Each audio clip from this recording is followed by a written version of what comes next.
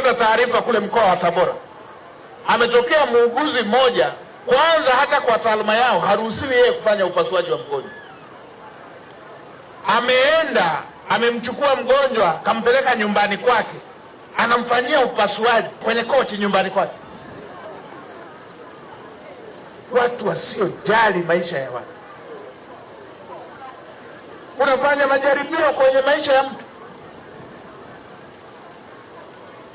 unafanyia majaribio maisha ya mtu, maisha ya binadamu unafanyia majaribio. Mheshimiwa Rais kajenga hospitali kila kona.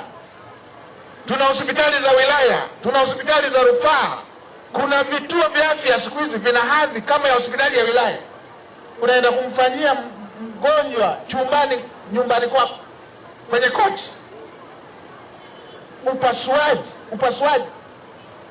Upasuaji wa tumbo unafanyia nyumbani,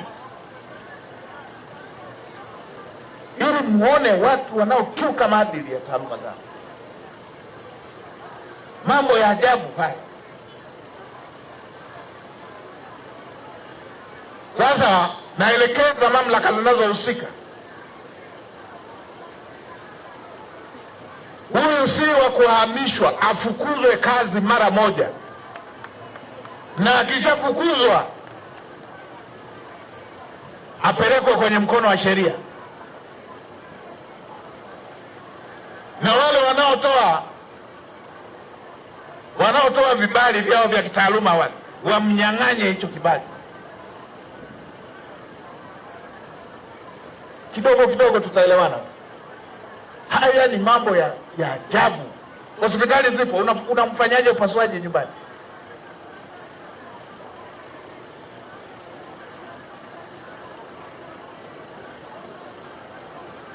Mkuu wa mkoa wa Tabora, mkamateni, msimwachie, afukuzwe kazi, aondolewe hiyo hadhi ya tabibu aliyopewa, lakini pia afikishwe kwenye mkono wa sheria.